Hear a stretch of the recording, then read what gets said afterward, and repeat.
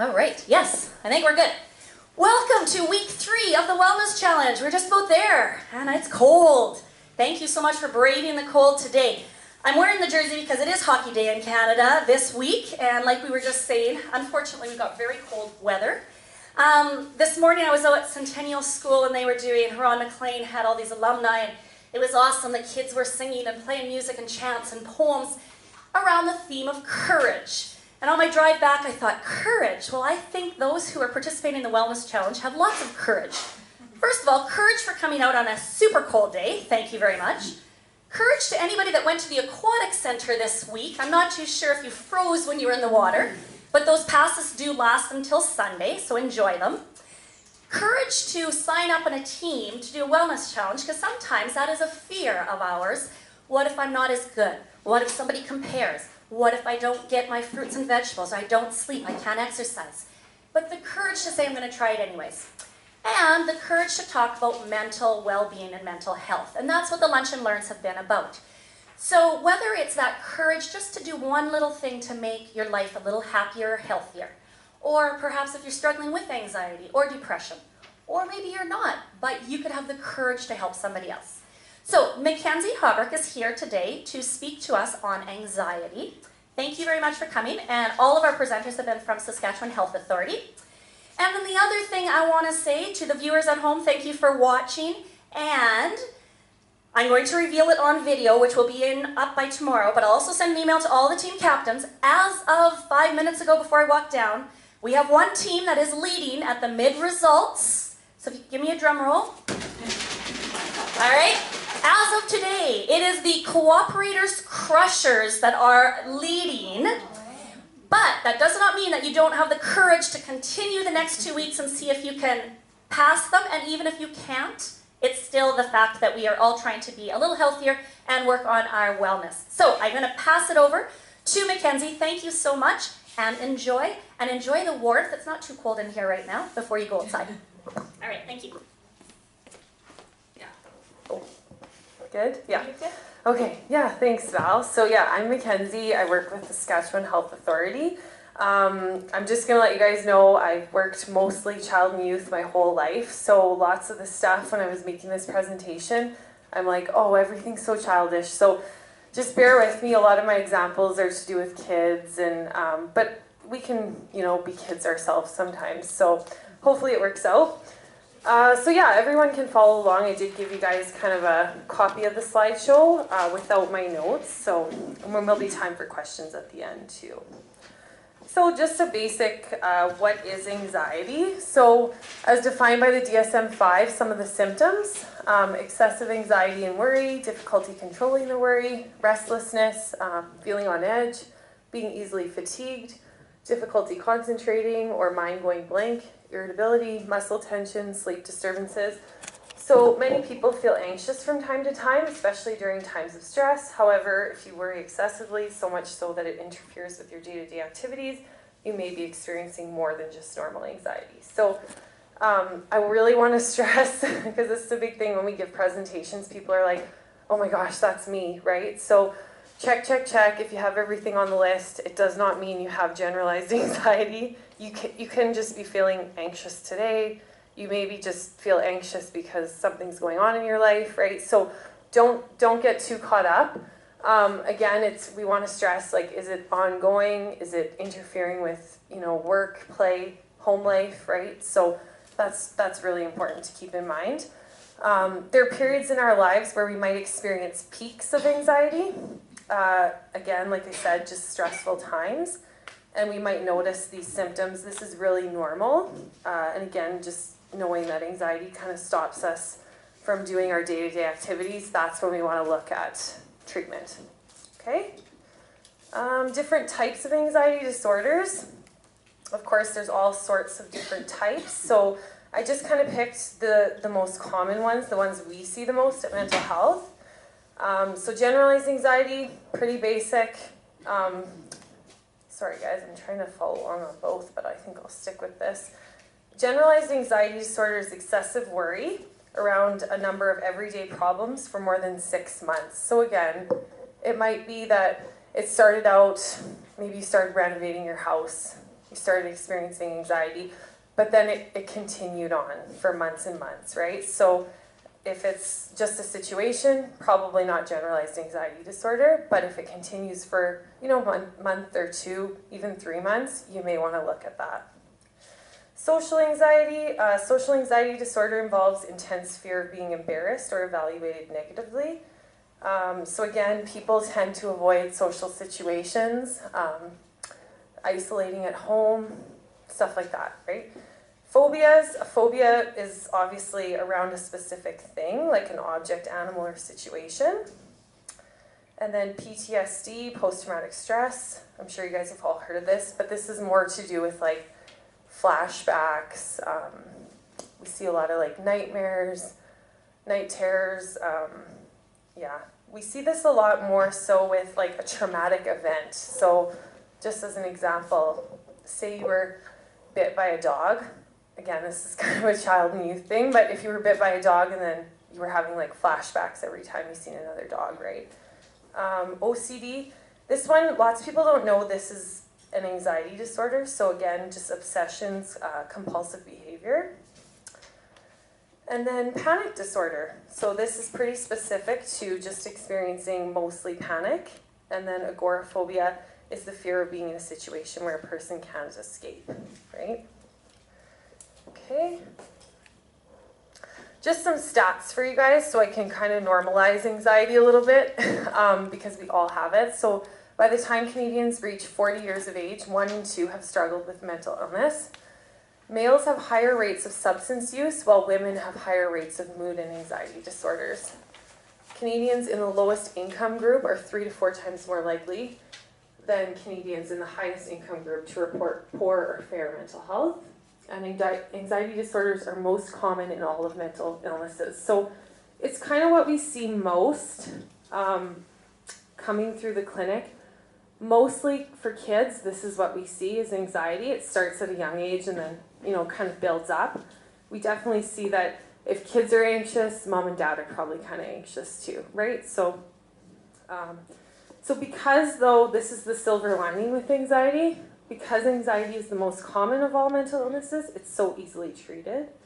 There's so many different treatment paths, but we can never really cure it. So you might always experience it. It just might become really manageable, right? So,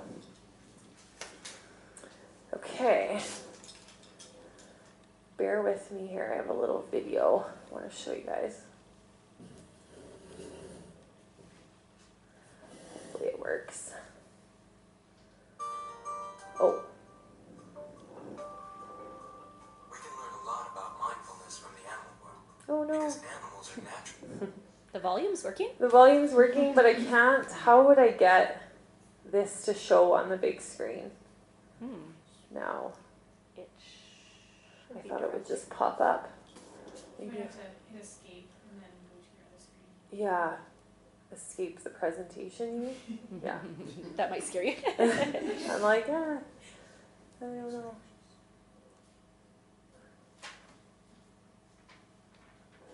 Still nothing. And it's on your screen, Mackenzie? Yeah, unless I just whip this around. If you guys... Click and drag it over. It seems like you're double screening. Yeah. Is your screen? Oh, yeah, I'm ready to it. Go. Leanne, do you want to just see us? I'm not sure. And our guest, Sorry, guys. our guest I thought I had presenter this. here, Leanne, is joining the group. Yes, thank you. Tech support. It was almost there. Something flashed. Oh, No, it's just too it won't. Maybe. That's okay if we can't get it going. So while they're working on it, There it is. this Oh. could create anxiety for people sometimes. For me, Yes. with technology. Yes. So It's true. the perfect example of how we can feel anxious. Just play now. Okay, perfect. Perfect. Thank you Here we so go. much. Diana. Now I can't see it though. Oh, I can't see it on here. Ah. Your mouse is on the other screen. There you go. Okay. Hit spacebar. Can you guys see my mouse? Hit. Just try hitting spacebar. Mindful creatures. Check it out. Now the arrow key. Squeeze the arrow key. Enjoy the green grass. Oh, thank you guys. Sure is a beauty out here. Boy, this grass is good. The dew is lovely this morning. Most animals are mindful creatures. They spend a majority of their time purposefully in the present moment. Of course, when danger presents itself, animals share an instinct with humans known as fight or flight response. This is a primitive automatic response that prepares the body to fight or flee from a perceived threat. Chemicals automatically pump into Billy's body, and he's able to run away quickly. That was a close one. What do you think he's thinking now? Oh, that was too close for comfort. What if that lion ate me? No more grass for Billy. What if he comes back and I can't get away this time? Maybe I shouldn't graze here anymore. What if he finds my family? This is all too much to handle. I'm stressed. Probably not. Billy's thoughts look more like this. Oh, look, some more grass. Lovely. You might think this makes Billy a very silly buffalo, but it doesn't. Billy doesn't ponder the future, because, well, that's not really what animals do. They would rather spend mindful time in the present. In fact, did you know that humans are the only known creatures on Earth who spend time thinking about the future? Now, thinking about the future has benefits. Billy would not be able to plan for the next attack, for example. But here's the thing. Research shows too much time thinking about the future can lead one to dwell on bad things which might happen and cause undue worry. And here's the real kicker. Not only are humans the only species to think about the future, they are also the ones capable of triggering a fight or flight response when there is no immediate danger. That's right. You can be sitting peacefully at home, and one simple worried thought about the future can throw your entire body into a chemically induced response built for stressful situations. Now, the goal of mindfulness training is not to turn us into animals that do not ponder the future. Practicing mindfulness instead provides a way to think about the future in a calm, logical manner, and more time to genuinely enjoy the present. Oh, that sounds real good, science guy. Now that would definitely not happen. You can't sit there. Oops, sorry. Thank you for... Now I might need your tech support again. Oh, okay.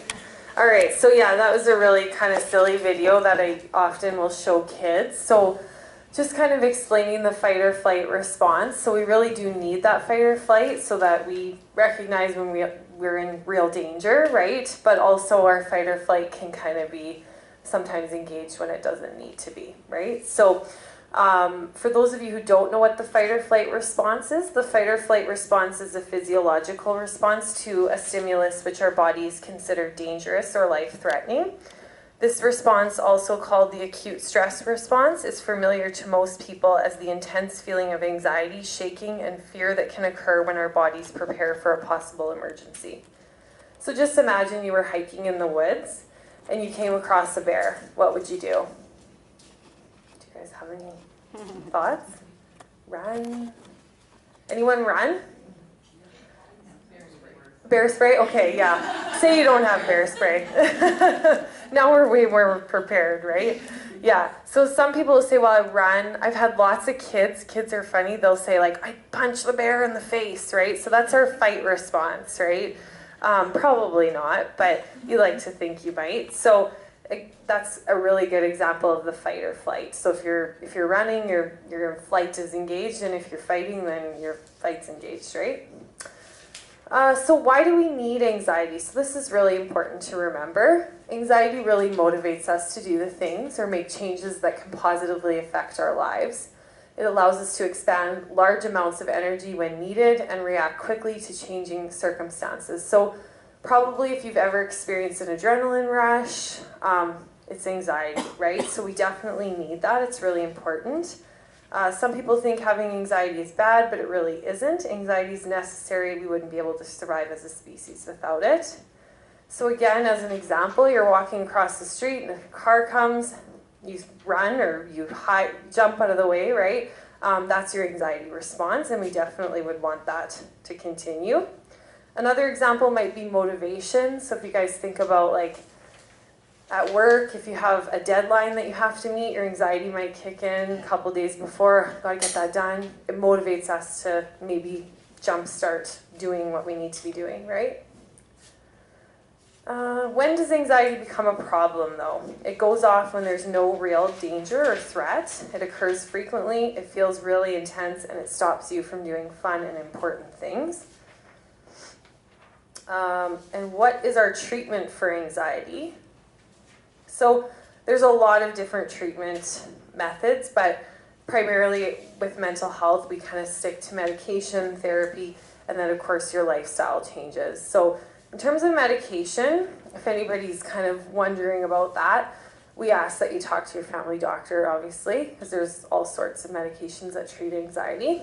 If you're wondering about a psychiatrist, we have psychiatry that works in our clinic, but you do need a referral from your doctor.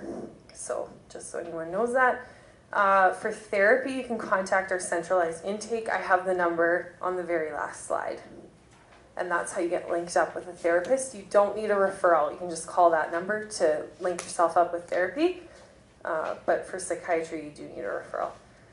And then the lifestyle changes. You guys, I feel like this fits really well with the wellness challenge because you guys are really already taking these big steps. This is so big.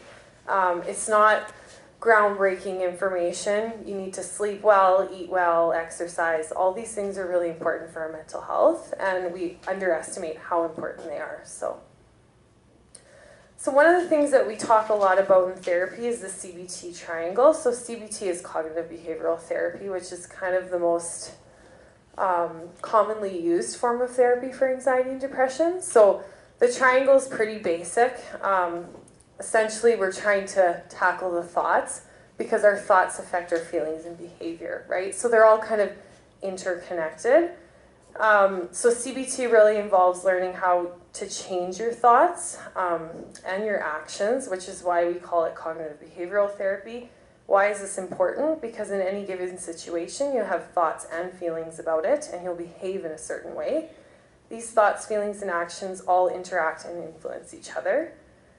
So the best way to think about them is in the triangle, obviously, because they all affect each other. So just an example of fear of dogs. So imagine a situation, you're walking down a street, you might expect to feel afraid, to think that the dog will bite you and run away or avoid the dog. In our triangle, it would look like, you know, I see the dog, I'm scared is my feeling, and my behavior is to run away, right?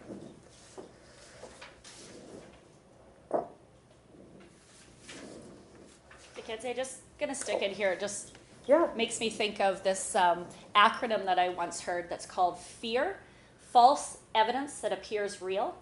Mm-hmm. So the dog's there, and your thought is, oh my goodness, he's gonna bite me. Yeah. But that might not happen. That dog maybe has no intention, right? So it's given me a whole new kind of perspective of my fears to say, is it real?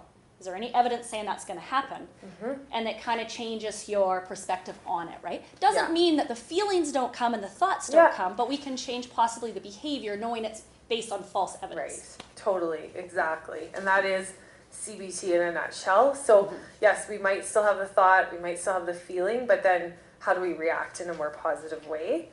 So thought distortions, this is kind of where we really start with CBT is like, what kind of thoughts are you engaging in? So I just picked my favorite ones, or the ones that I see people engage in most often. You guys will all be able to identify with these. So catastrophizing is the biggest one.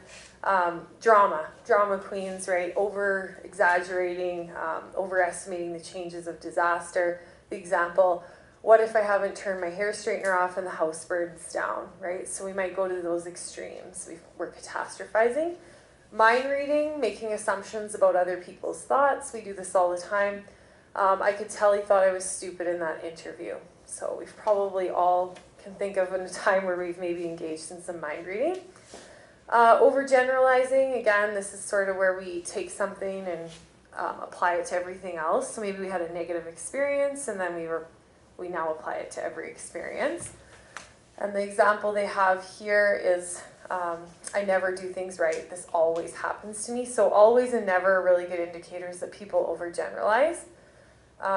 This is interesting to me because I work intake now, and I always hear people say, well, I had a really bad experience in counseling, right? They don't want to come back.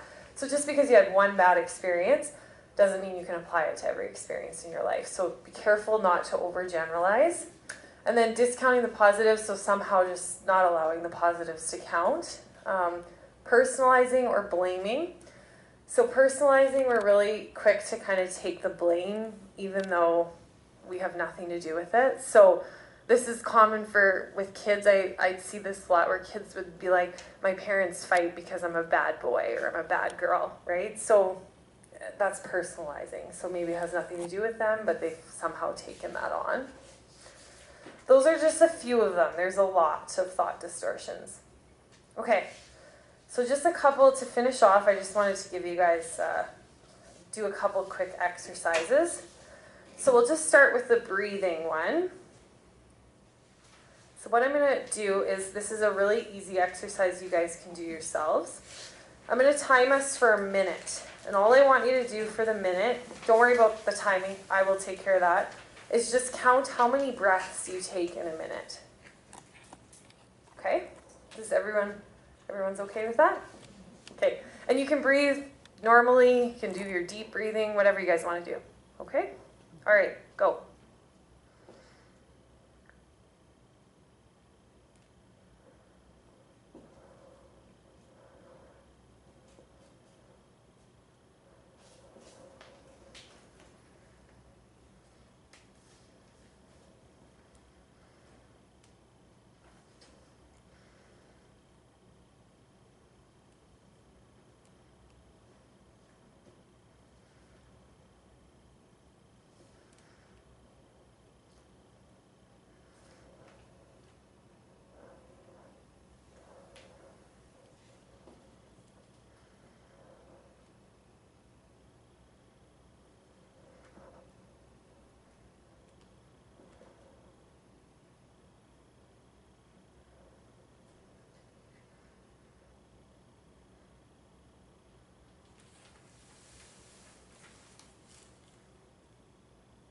Okay, stop.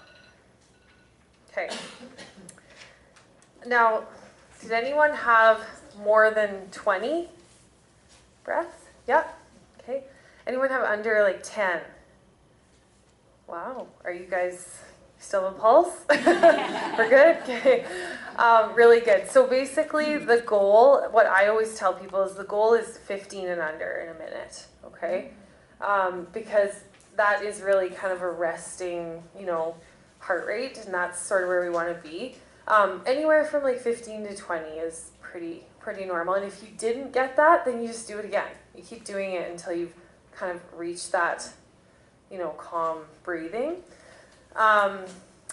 And then, so the positive thing about this exercise, it's quick, it's easy, and it's also distracting, which is a huge piece of dealing with our anxiety, right? So distracting ourselves from whatever we're thinking about or worrying about.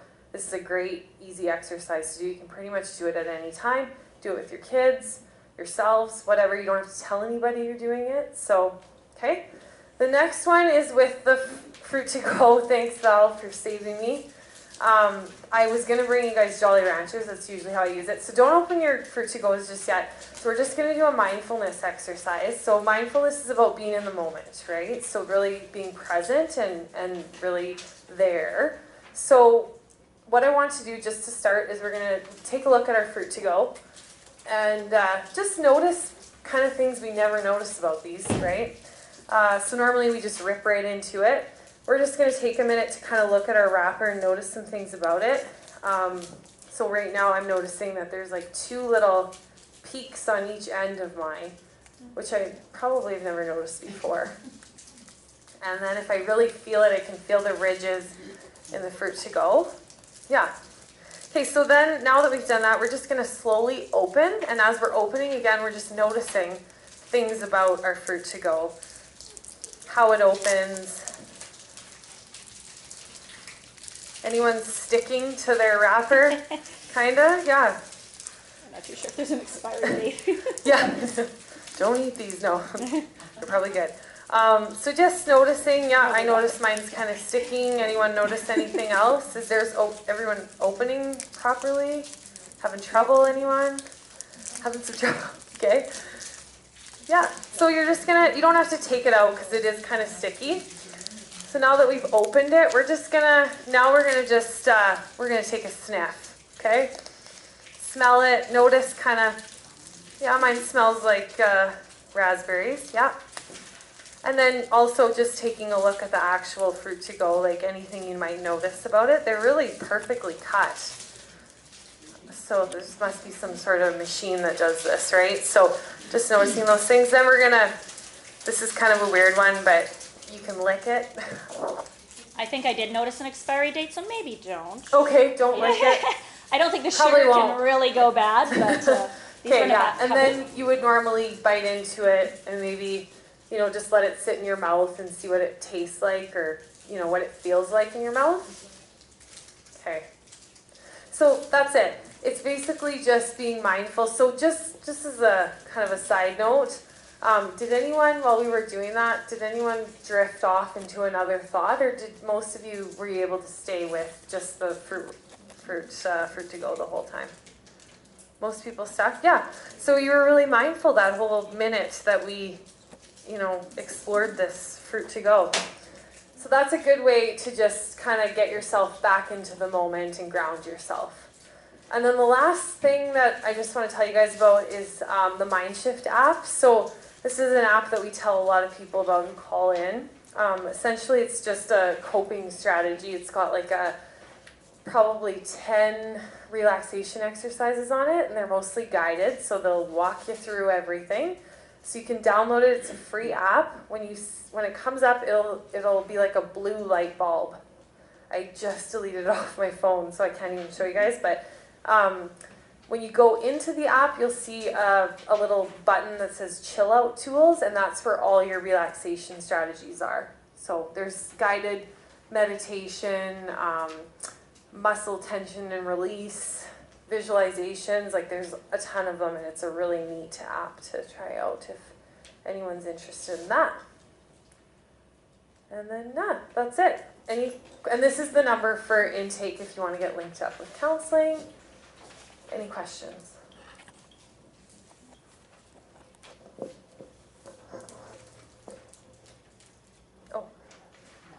Oh yeah, you bet. Any strategies that you guys use, whether it's mindfulness or just when you're having an anxious moment, what you do? Because I'm sure you do them whether you're conscious of it or not. And whether you want to share with us or not. Yeah. I'm sure you are. Whether they're healthy or not. Yeah, that's true. Yeah, you're unhealthy too. Mindfulness meditation. Yeah. Yeah. Meditation, yeah, that's awesome. There's a group at Christian Church meets on Monday. So Nice. Awesome. that kind of motivates you for the rest of the week to keep going. Yes. Get out of yourself. Really good. Yeah. Does anyone else do like deep breathing or? Yeah, that's a big one for me. The breathing. For me, the minute stuff works really well because I feel like I'm not patient enough to do the meditation yet, but requires a lot of patience and time, right? So, yeah. I think I may have shared this last time, is the 5 senses, kind of like Yeah. what we were doing that first with the deep breathing. I was doing it this morning, minus 50, whatever it was, as I was walking. If you've ever gone to Centennial School, you got to walk about 5 miles to get to the door. And I was just, thinking of everything on the day, and I went, no, you got to do all your senses right now. And it was amazing. Feeling the cold air go in the nostril, seeing my breath come out. Actually, it was beautiful in the sky because you could see just about the cold. And you know what? When you do that, pretty soon I was at the door, and I was like, oh. And it brought me into the moment. Yeah. Even if it was a negative moment saying, oh, it's so cold, there was beauty in it too. Yeah. So That's just great. little things that we can pull ourselves out of the whole to-do list that I was going over and over in my head. Yeah. It's going to happen whether I do it or not. Yeah, and that's what we would call kind of grounding, right? With the senses is often we'll use grounding. So what are 5 things you see, 4 things you feel, 3 things you hear, 2 things you smell, and 1 thing you taste, right? So you can almost kind of go through that. And again, that would just ground you, distract you, but then bring you back to that moment. So, yeah. Awesome. All right. Well, thank you very much. And thank you, Mackenzie, for sharing with us today. Thank you for all the participants coming. Enjoy the day. Enjoy some of these. And, you know, I always love, as you can imagine, I love talking and sharing. But sharing with somebody what works with somebody else. Because I always think it's neat when we share something, it's like, I never thought of that. And sometimes they're really easy things that we just haven't done before. So learning from each other. So have a fantastic day. Stay warm and good luck with week 4. Thank you. Thank you.